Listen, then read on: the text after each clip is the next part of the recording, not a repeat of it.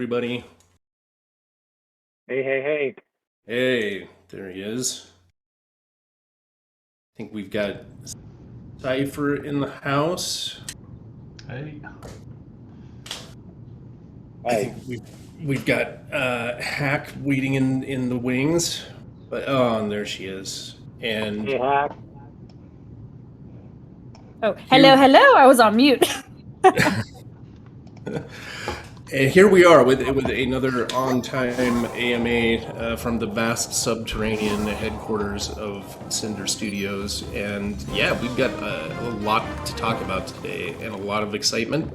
I know that we had postponed doing this announcement for a while, and people were speculating. People were wondering why we weren't doing our usual weekly AMAs.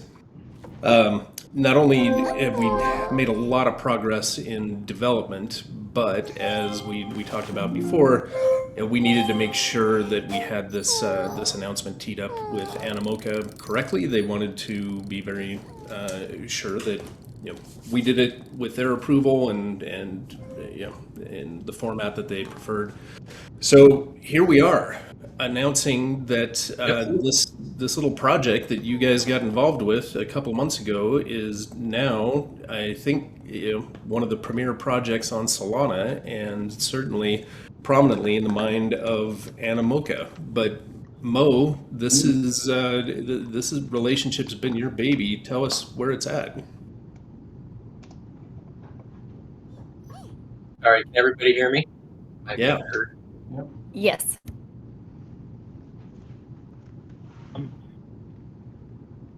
Thank you, everybody, for joining. I see we got a lot of people still kind of filing in. Wanted to just give a brief update on what we've been up to. As Cinder Spire has mentioned, there's been a lot going on from the dev side and from the ops side as well. I think we could categorize it into maybe three main buckets, if you will, at least from my perspective, and everybody chime in here if you want to add. But one, there's been a focus on product roadmap. As CinderSpire mentioned, and as CinderCypher is going to go into in a lot more detail here in just a little bit. We had our mint in February. I want to say it was February 16th, and that was a huge success. Thanks to everybody on the call and not on the call. We minted out in less than a day, and I think that we showed the Solana community and beyond that this is something that's for real, and it's going to be a long-term play.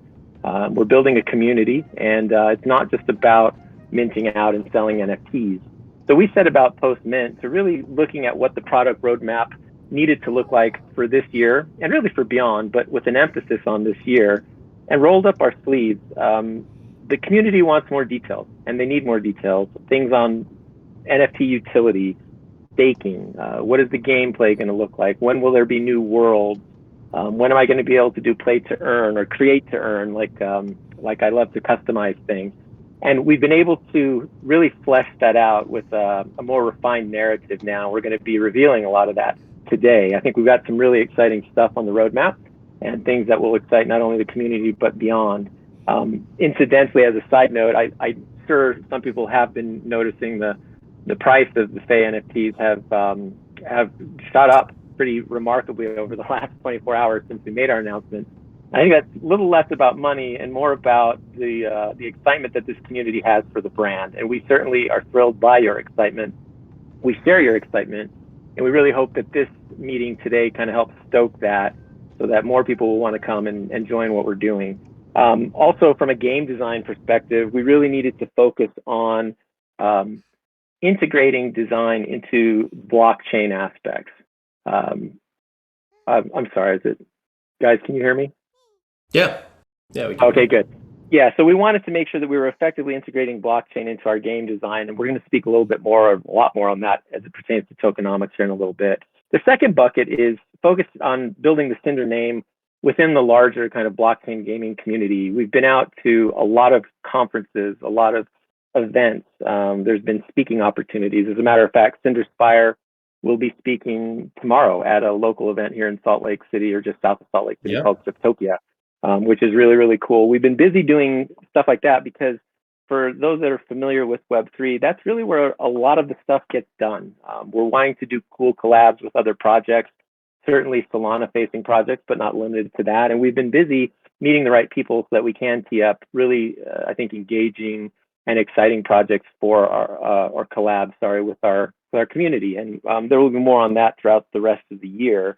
But these events are where a lot of that seeding starts to happen, and we certainly have been hitting the road, getting the Cinder name out there and getting people excited about that.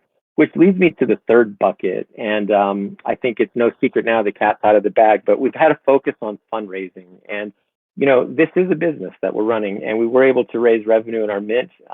That all goes back into the community, but we need more because we have an ambitious roadmap. We want to hire the best talent. We want to do the best for our community. And that's not free. It's not cheap. Web3 talent costs. The good stuff does anyhow. And we needed to find not just money. We wanted to find a partner. And I don't want to get too technical here, but generally in fundraising, you look at it in two different ways. There are financial investors and there are strategic investors. Financial investors tend to be traditional VC or private equity. They write checks of all sizes, sometimes very big checks. And then they tend to get out of the way and let you go. And then you report back to them on a quarterly basis and tell them what you've achieved or not achieved. Strategic investors, though, as the name implies, have a little bit more at stake than just writing the check. Strategic investors look at the potential investment as a way to advance not only their own business interests, but the industry interests as a whole. And we wanted to find strategic investors that could help us grow within the space, learn, pick up new skill sets, and avail ourselves of their vast network. And I'm really, really, really excited to announce, we are really, really excited to announce that in that third bucket of focus on fundraising, we were able to meet and befriend and then eventually enter into a business relationship with Animoca Brands. I'm pretty certain everybody here knows that name. If you don't, all you have to do is a simple Google search. But Animoca Brands is probably the preeminent name in Web3, and not just in gaming. They are investing and acquiring across all verticals: wallets, layer 2 solutions, exchanges, software, you name it. They're involved in it. And I think the reason being is in talking to them, they have a really, really compelling vision. It's not just to participate in the metaverse or in Web3 or whatever that's going to become. They want to actually have a big part in actually defining it. Not just them, but this network and ecosystem of investments of teams and projects that they're bringing into the fold pretty judiciously, people that share their vision of making interoperability a real thing and to deliver quality and utility to people beyond just the ownership of the NFT itself. One of the big things that Animoca Brands believes in is something that we believed in for a long time, and that is digital property rights. I think it's known that we come from a background of Web 2 heritage where we've made games for the better part of almost 20 years now. And one of the cornerstones of most of our games has been the ability to customize, create, and make your own based on your abilities, your interests, your creativity, and your artistic leanings. Now, I think the exciting thing about Web3 is that now that puts into the user, the player, the ability to actually own that which they create and do with it what you will. Some people want to sell it, some might want to trade it, some might want to hold on to it. But the point is, it's time that you own it and you make that decision. And that's really one of the exciting things that Animoca Brands really believes in. And I think that was one of the big synergies between the Cinder project and what Animoca was looking to do. I also think that, or I know, that they took a look at our art style, that they took a look at how deeply built out the game already was, and then our history of managing communities. And we're really, really thrilled to participate. And we couldn't be more excited about that. That comes with not only capital investment, but again, the ability to tap into their vast resource network of resources, human capital, engineers, social, media, you name it. And we're already seeing the benefits of it. I mean, we're talking to C-suite at a lot of these larger projects, picking their brain for ideas, maybe looking at cross collabs that we'll hopefully be able to announce here in the coming months that I think are going to be pretty exciting. That all comes part and parcel when you pair up with a strategic, and we are thrilled to be with Animoca Brands. I know that there's been some questions submitted that maybe we'll get to towards the end of this call to go into a little bit more detail on what that kind of means, to get into the weeds of why Animoca and why they chose us and whatnot. But I can tell you that we have a great relationship with Robbie Young, who is the CEO of Animoca Brands. He speaks all over the world and is very, very well known. He knows of you. He knows our community. He knows Cinder, loves it, loves what we're doing here, and is very excited to be a part of it. So I hope that you feel that excitement. I wanted to pass along his regards to all of you and his best wishes that we succeed this year. And I think that with their capital backing and with their help on the tokenomics side, which Cinder Spire will go into in a little bit, I think we're going to have a very, very successful year, not just as a project management team, but as a community. And by the end of this year, there's no secret that we want to be one of the preeminent destinations on the Solana blockchain for gaming and creation. And I think that we are going to get there. We'll get there together, but it's been a fun ride and a fun road. And we're really excited to be back in front of everybody and thankful that you're here. So with that, I think I will stop yapping and maybe pass.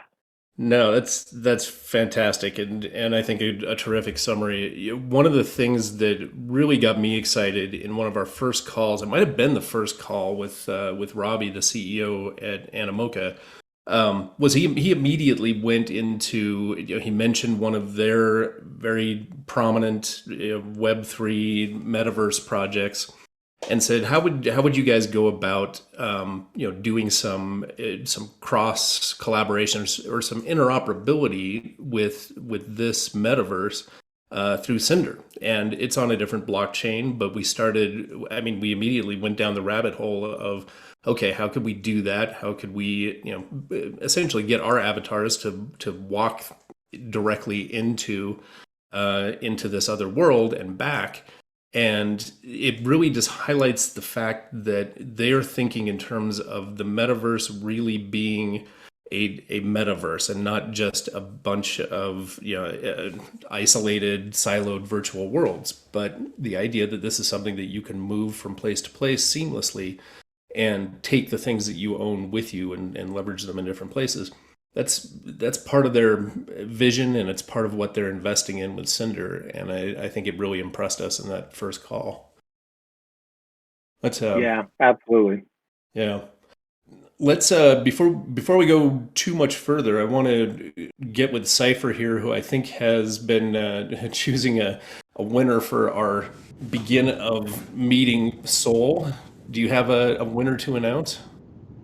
I do. Our one sole winner for the beginning of this AMA is Quixotic. Quixotic. All right, Quixotic.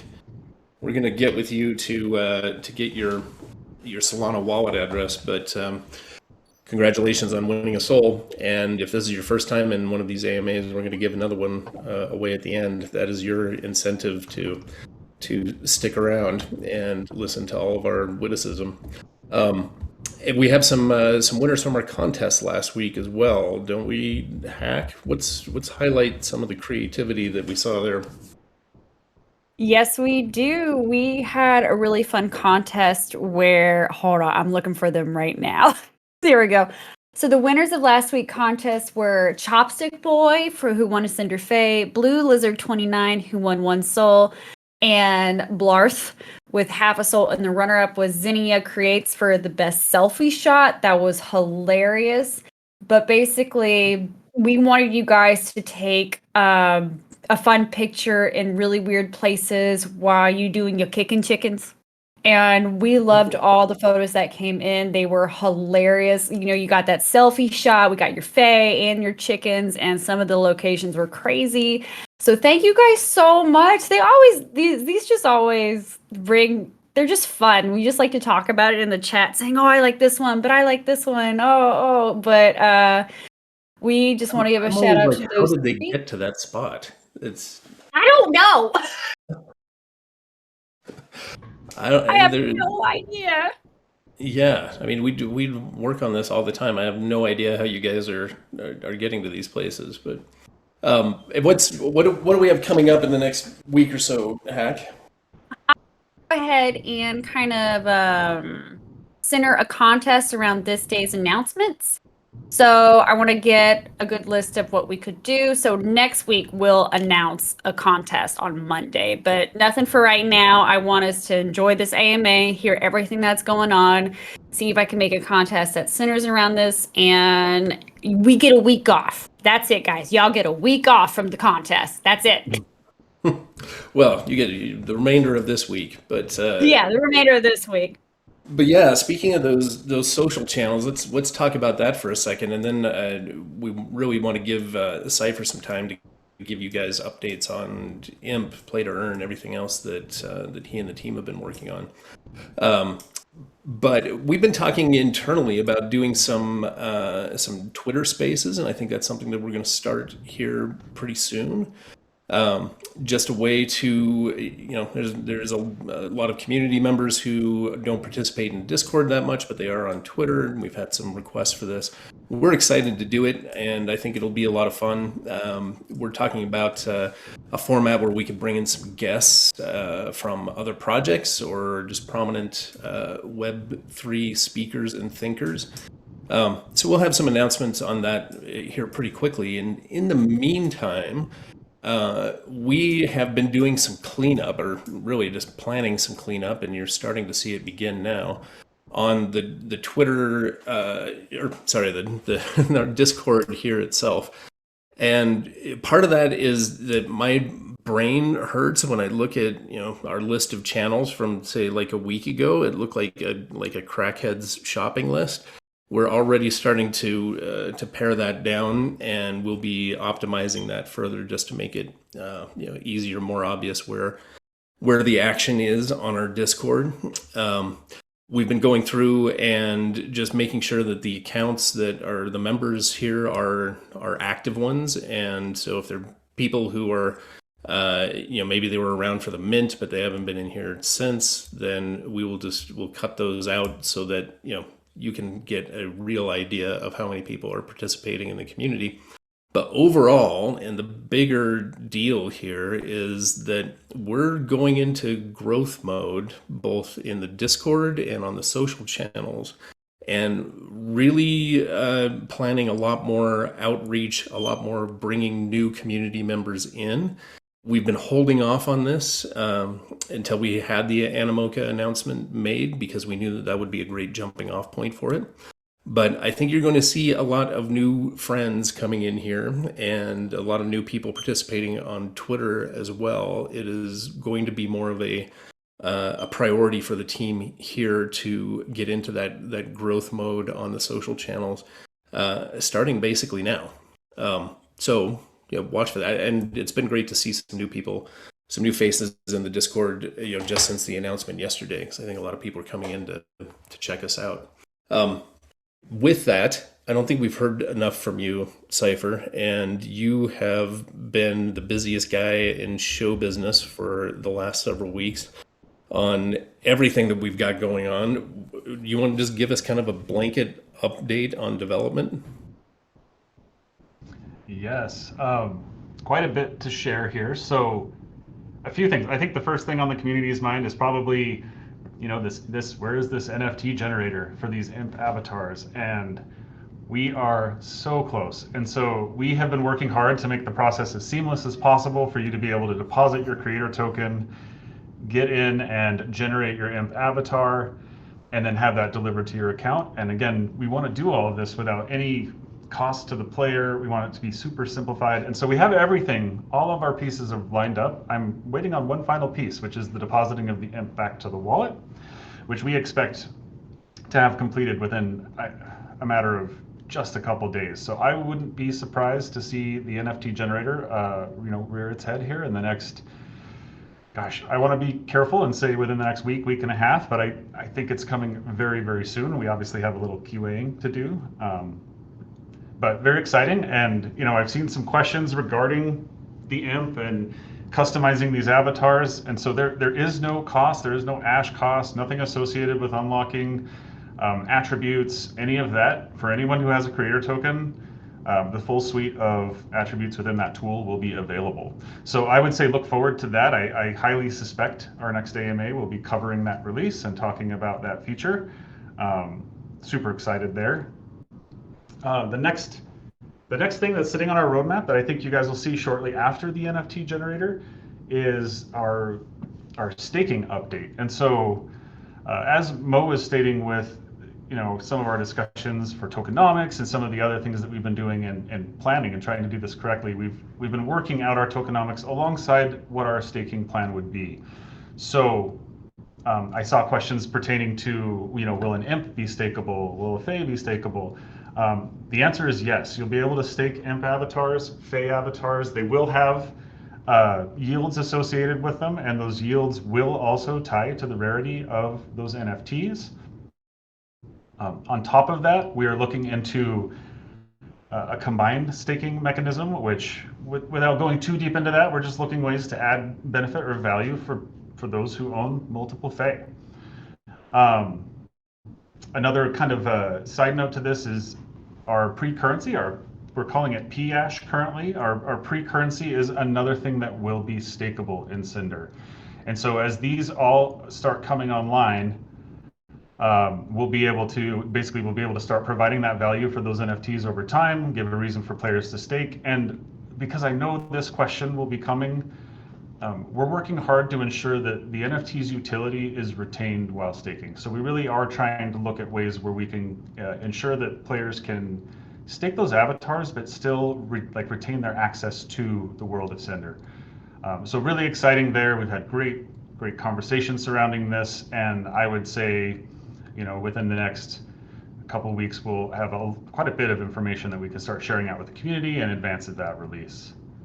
Let me throw out a couple of noob questions there on what you just said, Cypher. So you referred to P-Ash, and I am a diligent reader of the Cinder white paper, and I know that we talk about our utility token Ash in there. What's the difference and what's the relationship?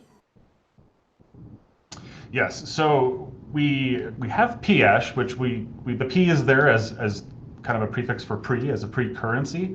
Our idea there is to get currency, basically into the game and into the staking mechanism as soon as possible, but we wanted to be careful not to disrupt what's going on with the tokenomics planning on the other side.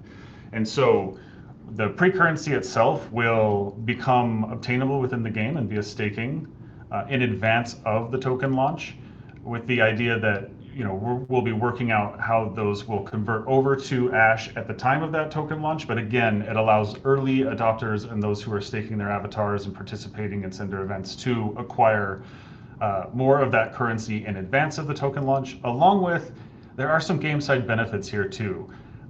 We've been looking at staking for offering up other rewards that apply to the dice show themselves and lend themselves to the play to earn feature set that's on the way. So again, not just staking, but participating in Cinder in these early stages will yield benefits to play to earn players as well. So pretty exciting. Cool. So basically, it means that we don't have to wait for the IDO and for all the tokenomics to be worked out for people to start staking. They're going to be able to start immediately and earning towards that, and then that converts into the Ash currency post IDO. Do I understand that right? That is correct, yes. Okay, that's very cool. Actually, I'm pretending not to understand it. I think I understand it, but I'm trying to anticipate the questions here. The other thing that you mentioned that I was wondering about was this multiple staking. So I have one Fey, I stake that, and okay, I'm earning based on that. You mentioned something about if I have multiple Fey, then there's additional benefit from that. Is how are we thinking about that? Is that just a multiplier? Like I've got 5 Fey, so I'm earning at 5x the rate? So I wish it were exactly that simple, but yes, that is the correct outline for this. So really, with each avatar that they bring in, they're basically, and you'll see this in the white paper here pretty soon, but we're building out a table which will show what those yields look like. And because each avatar could be staked at a different yield rate, so we would look at this like a mythic Fey may unlock more pre-ash per day than say a common Fey. And an imp as well, because imps effectively, in our mindset, they're all common in that the attributes are player driven, right? Players have the choice to select any of those attributes. I will cede that we have some really cool ideas for the imp avatars moving forward, and how we want to handle those in terms of kind of some of the future potential. I'm not going to say much now. I'll probably talk more about this in an upcoming AMA, but yes, as you pair each of them together, that multiplier will adjust to show what additional Ash is available as a bonus for each staked avatar. So it is going to be of benefit to players who choose to stake both their imp and their fae, as well as players who have multiple fae to stake those avatars. Okay, that's pretty cool. So that's the staking part, and then you mentioned kind of where we are with the imp and that. Where are we on the P2E front? Because that's what this is all building towards, right? Yes. So, we obviously went deep into our production pipeline. We have a lot of assets that are being generated for our Daisho for combat. We have a mechanism for capturing those Daisho, it's a feature set of its own. And then we have a completely different feature for training up our Daisho.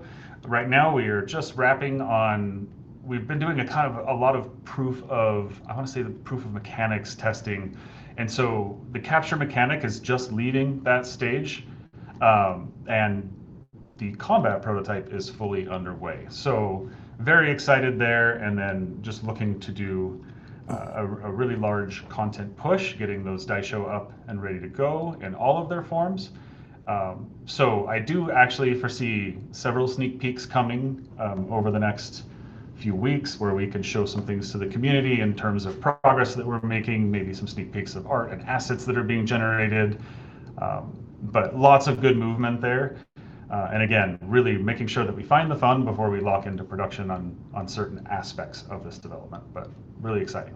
I think we snuck some things in there, didn't we, in the video that we released with the Animoca thing, and I'm sure people are going to have questions about that. I saw what looked like some hunting out in the outback of Cinder, and maybe a couple of hints there to gameplay. Yeah, we are playing. So this is the fun part, right? We get to play with a bunch of cool shaders and effects and things that we want to do to, identify these action points or how a player hunts or what I think the players are seeing in that video is kind of like a radius or an area of effect in terms of how you're tracking down these Daisho. That stuff's coming along great. We did share a shot of kind of what would be a combat layout in terms of where the camera might be positioned and where the avatars might be. However, we did leave the user interface out of that while we continue to kind of noodle on that design. Just want to make sure we poke any holes in it that we can and that we're really ready to go before we share. But yes, really exciting. Kind of excited to get out of the Trader's Port into our other environments and start testing the larger loops of gameplay. So, what struck me there is that this isn't like a card battle game where I'm just kind of throwing. This is much more action, adventure, exploration oriented, which is pretty exciting. Yeah, and in fact, I'd almost say that it's a bit of a hybrid in a sense because you do, and we'll deliver a lot more information regarding the specific breakdown of a Daisho, but all of the parts that a Daisho is comprised of each contain stats or modifiers related to combat. Those things could impact how quickly a Daisho may attack, what attacks are available, how well they defend or evade or counter attacks. And then we've come at this with what would appear to be almost like a turn-based combat model, but with basically attack timers in place that would allow for a little bit more strategy and skill in terms of when and how and what attacks a player wants to use on their opponent. And so I'm really excited to see this come together because I feel like there are some aspects of it that feel somewhat unique, and then there are other elements that I think will feel comfortable and approachable for players. So pretty stoked to share and getting excited for some form of playtesting or betas when the time is right. And there was another hint I saw people talking about that was dropped in that video. There was what looked like a Minotaur sort of character. Yeah, Smiley got oddly activated by that in the chat and was asking if he might be single. What are you willing to tell us at this stage about that? Yes, well, he's 25. He's a Gemini. No, let's not encourage that part of it. I mean, okay. The avatar, we are lining up for our next upcoming mint. Without giving too much away, we also have the companion avatar determined, and then that is in production as well. Hoping to give some sneak peeks of that in the near future. But that Minotaur polls to look for attributes and some things that, cool. the player base would like to see. Hack, would you date a Minotaur? Or have you dated a Minotaur? Well, I remember you saw the guy I was dating at the time when I brought him, and he was a pretty big man. He was a big guy. So you know what? Let's see. Would I date a Minotaur? Does that kind of? I wouldn't say yes, but I wouldn't say no. That was your date? I thought that was like your security or your entourage or something. Yeah, he counted as that too. Okay. Nobody would. For some context, the guy I was dating at the time, very big guy, very buff. He was my emotional support beefcake, as I like to call him. But would you date a Minotaur? A female Minotaur? I've lived a long time, Hack, and I'm not proud of every experience that I've had. Let's just leave it at that. But I will say that they have sensitive hearts despite their gruff exterior. Cypher, I kind of interrupted you with questions in the middle of your update on production. What else do we need to know about what's being worked on right now? I think so. If I were to kind of lay these out, I think we hit on most of them for the short term. So obviously the NFT generator and the AMP coming very, very soon, followed closely by the introduction of staking for Piash, which will also be the introduction of Piash into Cinder's economy. We have the Minotaur avatar for our next mint, and we kind of went over those play to earn updates in terms of combat and what's going on in production there. I think the one other kind of major thing on our roadmap, which maybe you and Mo can dive into a little bit, but that would be the kind of a little bit of an intro into the tokenomics and what we've got going on there in advance of our token launch. I know we had a few questions submitted in the questions channel, and let's get Mo Sherman in here to talk about that in particular.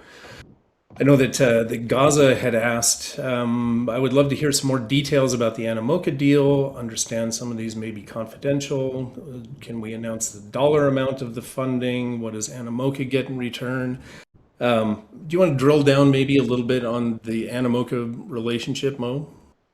Yeah, I'm happy to do so. And Gaza and everybody else that's wondering, not trying to be difficult here. Animoca Brands is a publicly traded company, and as such, they have a lot of protocols that they need to follow by law. And I mean, even getting that press release out yesterday was it was a multi-step process, and we respect their protocols.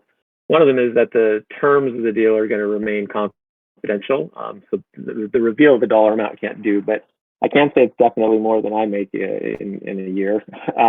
The goal of the fundraise is this, again, is a little bit of a background, but you don't want to, ironically, you don't want to raise more money than you need. I think some people might assume like just raise as much money as possible, but that's not really a great strategy, because then you're what's called overcapitalized, and often investors will want a portion of your company in exchange for the investment. And you don't want to be giving away a bunch of your company. You want to keep it and stay invested in it. So you want to raise enough to where you can hit your targets on your roadmap, but not where you have to, keep going out and raising more money every 2-3 months. The Animoca tranche, the Animoca investment, will allow us very comfortably to operate here over the next couple of years, to be able to really aim high and try to hit these aggressive targets.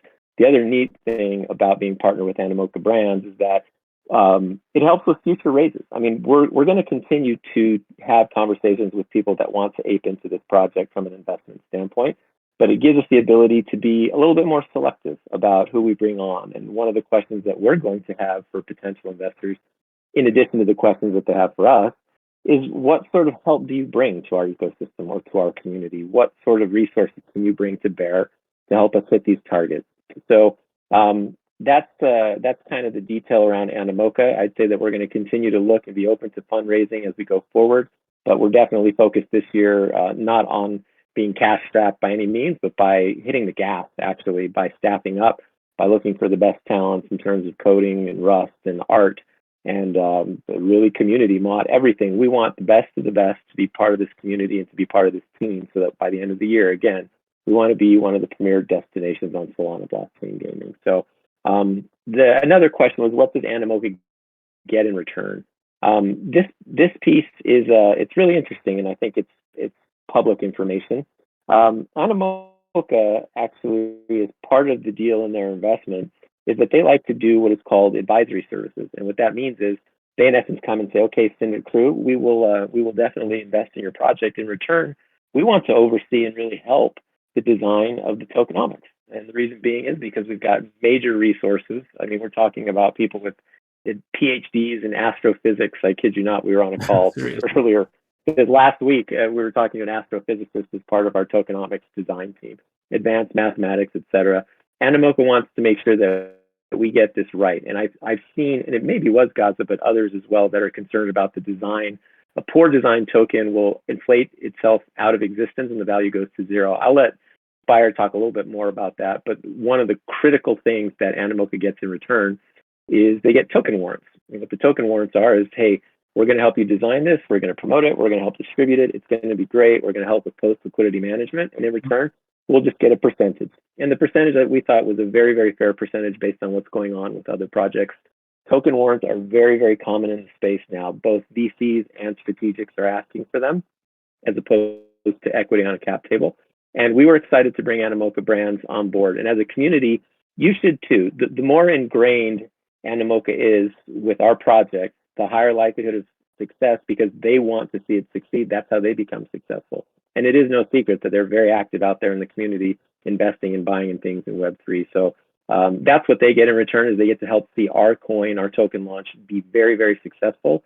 And that from a design perspective, it makes sense as a gamer would look at it, not just as an investor, but as someone playing the game of Cinder. Does this coin make sense? Do I need to own it? So anyway, I don't know, Spire, if that answers what you were hoping to get, but that's certainly top of mind for me. No, definitely. And maybe for those that don't understand token warrants and exactly what that means, I mean, this is all, as we publish our tokenomics and we update what's in the whitelist, right? All of this is disclosed prior to the token launch. I mean, it's going to be visible to the community how the tokens are allocated, but maybe if you could just explain what a token warrant means.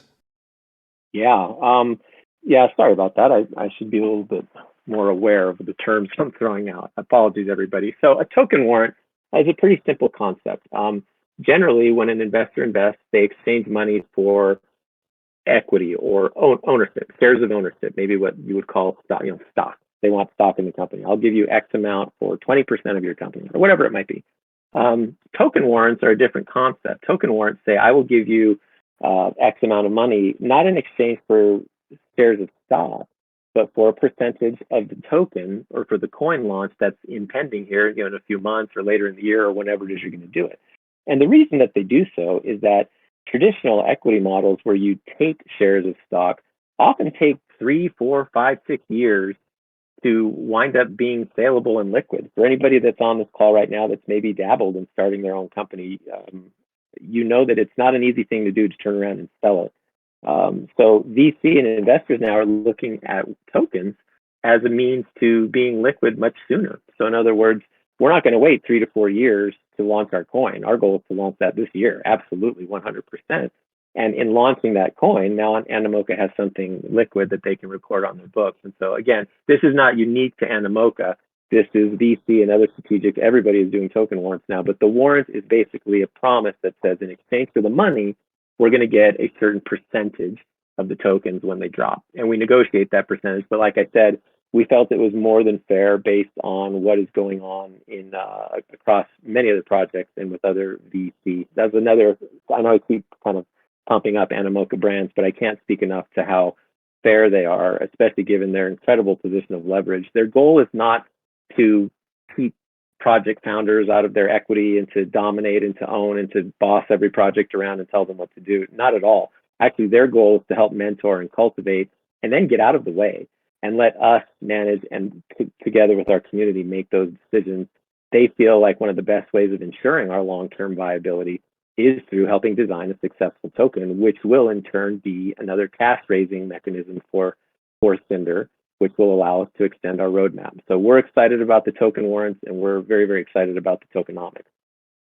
Yeah, no, that's definitely helpful. And I'd mentioned, because you and I over the past, I don't know, what, 4 or 5 months have been in a lot of meetings with investors, mostly venture investors, a lot of big names, those that are investing in Web3 and in gaming, some that are new to the space and are coming at it from a different perspective. But I think that was kind of one of the tests almost is, what was the basis that they wanted to invest in, and what could they really contribute on the tokenomics side? And those that were, had really savvy teams put together that understood Web3 were the ones that were coming in and saying, hey, we value tokenomics over equity, and we really feel like that's the best way for the team and the investors and the community to all have their incentives aligned, because it means that everybody does well, including the players, including the community,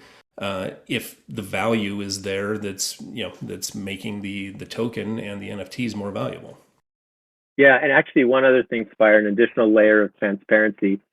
You, as a community, you do not want us, Mo and Cypher and Spire, designing a token. We're not economists. We're not mathematicians. We are not qualified to design a token.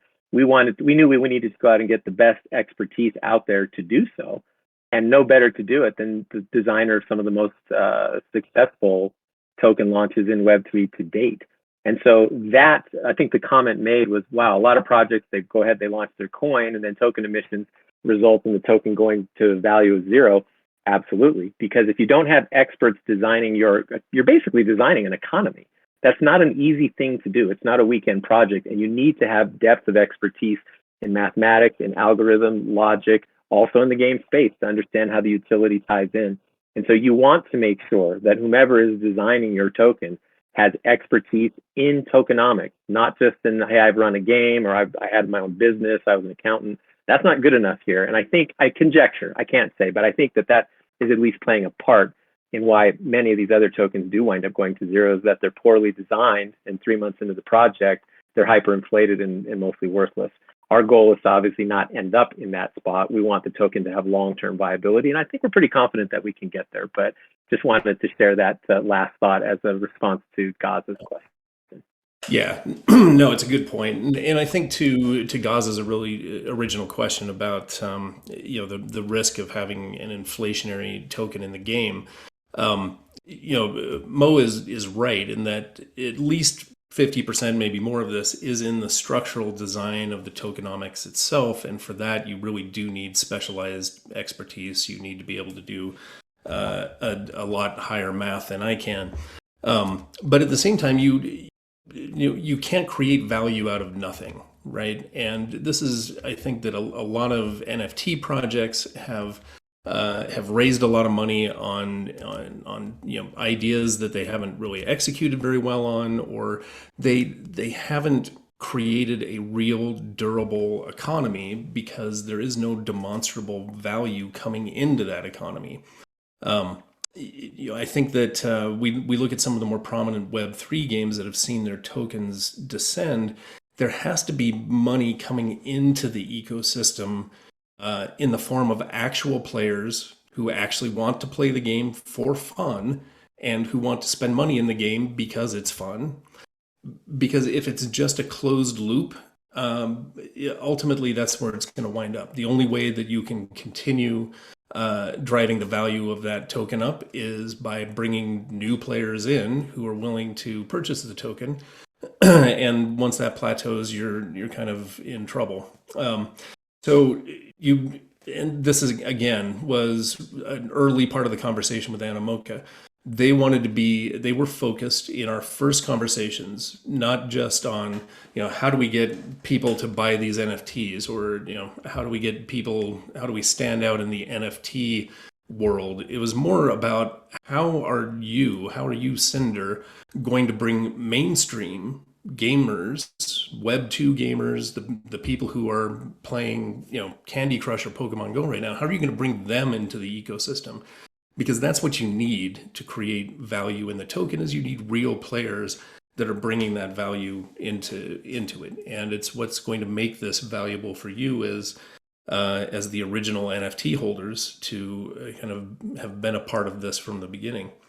But let's drive on to some other questions here. I want to be respectful of everybody's time.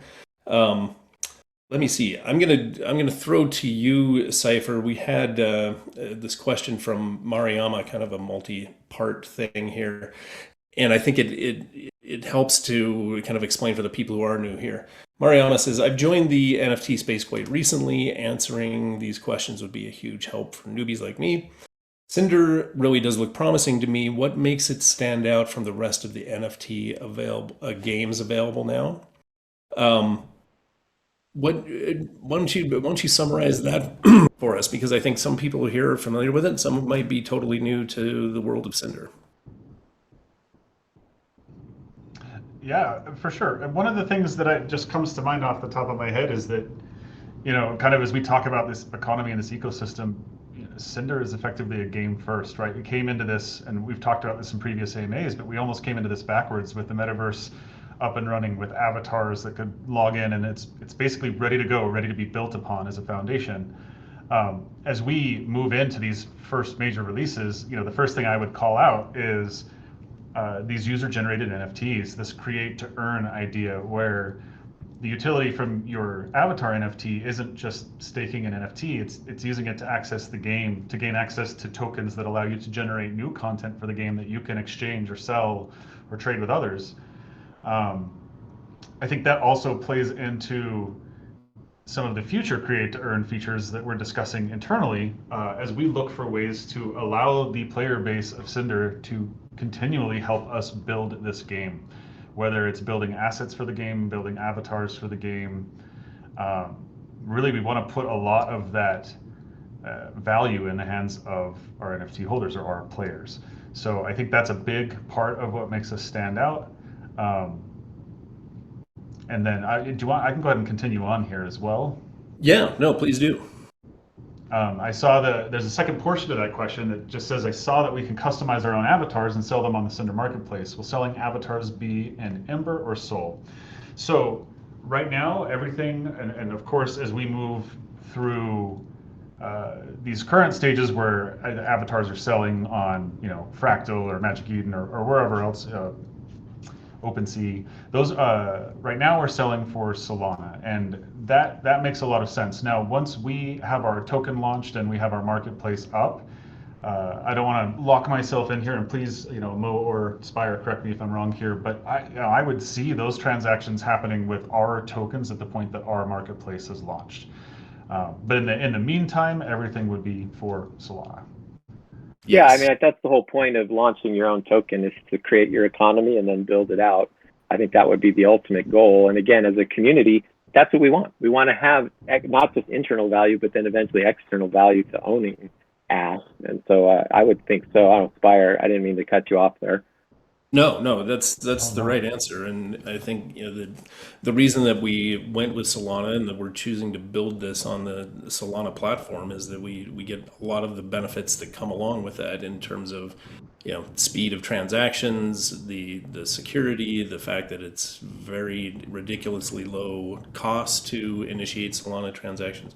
So these are all things that we want to carry over into our own currency as well. Agreed. And then Cypher, we kind of cut you off in the middle of that there.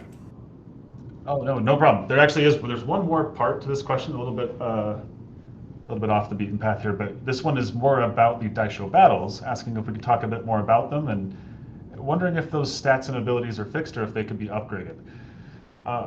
They are fully upgradable. So one of the cool things about the Daisho is they're made of several disparate parts, whether it's the body, which may impact the defensiveness of that Daisho, or the weapons that are tied to it, or the head, or the method of transportation. Does it fly? Does it have legs? Does it have propellers? Really, we're looking at each of those parts containing stats that can then be applied to effectively what is the Daisho's core. And I'm going to rope in another question here. There was another question asking about that Daisho core and asking if that's where the class of the Daisho lives. That is correct. So if you look at those Daisho models or those Daisho concepts that we've shared in our sneak peeks, at the center of the Daisho is what we're calling the power core. That is going to be what defines that Daisho's class, with all of the parts of that Daisho acting as modifiers on that class. The more you use a Daisho or train a Daisho, the more you could enhance those stats, as well as swapping out parts on that Daisho to build effectively the most, combat ready, tough killing machine little Daisho that you possibly can. But the idea being that they are fully customizable, upgradable, and I think that'll be quite a user journey to go through and try to build the best Daisho. Yeah, that's the part that I'm excited about. That and the fact that it's not just swapping parts on and making something badass. It's the creator economy that comes around from this, right? Because a lot of what we're going to be able to do with Daisho is just make them look cool and really kind of customize and put our own creative spin on the Daisho design itself. Yeah, and I mean, we've shared some of that in the sneak peeks, and so you'll see some customized Daisho, but really, it can be taken so much further than that. The sky's kind of the limit with this customizer. It's pretty open-ended, so I'm excited to see what the community does with them. Yeah, I think we're going to see Daisho that look nothing like their Genesis species that have just been kind of reshaped by some creative people, and I don't know, people might be looking to acquire those in the marketplace just because they look cool, regardless of how well they perform. Yep, I can see that. Yeah, that's my inclination anyway.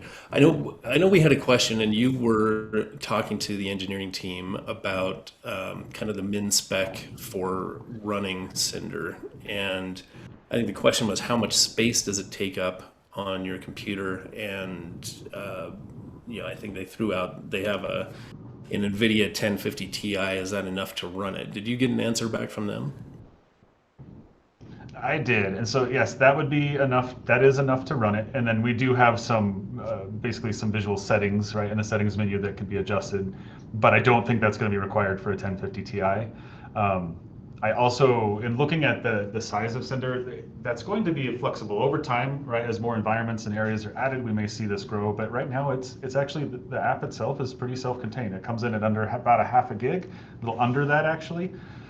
But again, that number is more fluid and will grow over time. Well, and that initial download is less than that, right? I mean, I think that's like, yeah, I don't know exactly. I think it's something like 100 to 180 megs. Yeah, and then it just streams in the content that it needs, so it might take up more space after that. But cool. Well, I'm thinking that maybe, I got to get Hack Attack back in here. I don't want her edible to kick in and she goes on an afternoon nap and we lose her altogether. Excuse me? Calling me out. And by the way, it's only Wednesday. It's not Friday. If it was Friday, you'd have a right to be concerned. Y'all just ignore what he says. Mm-hmm. Yeah, well, you left your camera on, so it was... I thought that we probably got a few minutes here to see if there's anybody in our live studio audience who has a question that we haven't addressed, and wondered if you could pick that out. Anybody, something that we have not covered in the AMA today that you'd like to know more about? Just raise your hand, like we're in class. Raise your hand, and then let's see. Okay, we got Excellent. All right, you are invited to speak.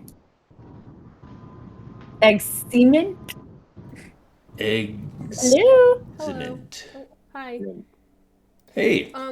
So I was just wondering, I think some people are aware that I record all of the AMAs, and so I've been interested in possibly doing more on my YouTube channel in relation to Cinder. So I was wondering about possibly an opportunity to do interviews with one or more of the members of the Cinder team, just to get their opinions, or like where they want Cinder going and where they see it going, or just so that there's like a public video out for people to kind of get to know the team members a little bit more. I feel like that would really increase the trust and interest in the project a little bit if that was available to people. And so I would be interested in doing that if that's something that you think would be all right. I think that's a cool idea. Yeah. Heck yeah. I don't think you want a hack attack on a Friday afternoon, but other than that, I think. Hey, y'all get me in trouble. But no, let's continue talking about that egg, because I think that would be a lot of fun, and I'm sure that there are members of the team here and behind the scenes that would be happy to drill down on some stuff with you. So Awesome. Just let we me know will, about that. yeah, we'll circle back with you on that. Okay. Sounds good. And I'm sorry to throw you under the bus there, Hack. I won't do it again. It's fine. I have an older sister and I'm used to it growing up. It's fine. Let's see. Anybody else? Anybody else want to raise their hand? Y'all see how I'm bullied here? Y'all see how I'm just bullied? Let's see. Anybody else have any questions or requests? It is now your time. Let's see. Hi. All right. Hey, Oh, hey. I hey, can't record Smiley. an admin, so I just got added in. Just a really random question. So I've only just joined the stream, like the thing. What were you guys talking about before about Minotaurs? Because I want to make sure I didn't miss anything. This is a minefield, folks. I don't know if we really want to drill down on Minotaurs for Smiley, because there's something kind of weird going on in the background there. Thanks. That What was a really good answer, Cinderspire. what did we say about Minotaurs? I think that Cypher confirmed that this is a new avatar in development. That a lot of work is going on around the accessories and distinguishing characteristics of these that we're going to put in them.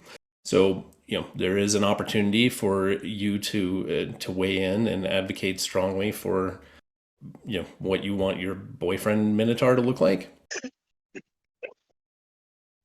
Awesome. Well, that's really good. Thanks for letting me know. And just I want to give a shout out to the whole Cinder team, who I know have been working really hard all this time, and all the updates we've been given in the past week have been amazing. So thank you, and keep it coming. But yeah, I see someone else has got their hand up now, so we'll let them come because they probably have a real question. But yeah, bye. Well, and I'm not sure if we're going to have time for that. We do have one more giveaway to do, correct, Cypher? Do we have another soul to give away? That is correct. I have got a winner for the end of today's AMA selected, if we're ready for it. Go. All right, we have Sprig. Sprig. Sprig. Brig, congratulations. Hey, Spire, can we get this last? There's someone just put their hand up if it's a quick question. Strongler. Throngler,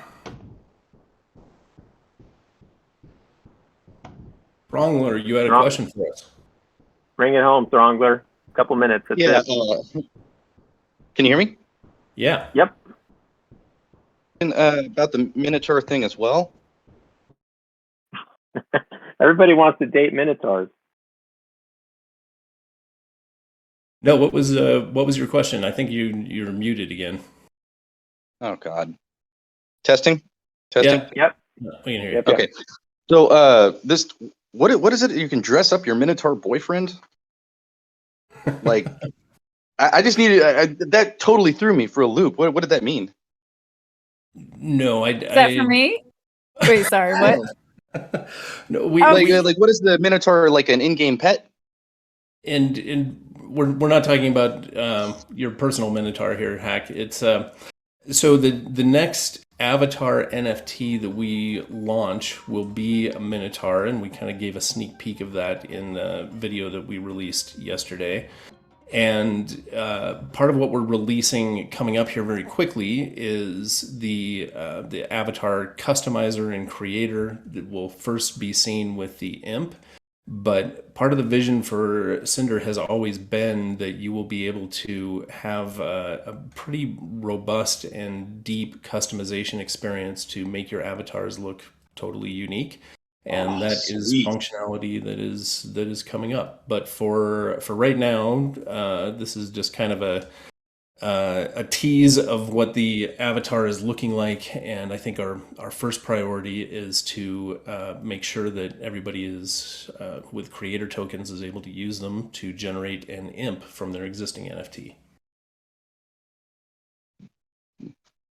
Okay, thank you. Yeah, no, there you have it. Cool. All right. I think that's our time, folks. So we will circle back with you and let you know our thoughts on when we might do one of these Twitter Spaces things. And thank you all for a bunch of great questions, and thank you to the rest of the Cinder team for being here and helping illuminate some of this. Thanks, everybody. It's been good. Thank you guys. Have All right, a thanks, great everybody. week. Yeah. I forget it's not Friday, it's Wednesday. So have a great week, not great weekend, but you can also have a great weekend. It's great seeing everybody here, and congratulations to our soul winners. More announcements to come. So stick around the Discord and have a great rest of your Wednesday. Bye, everybody.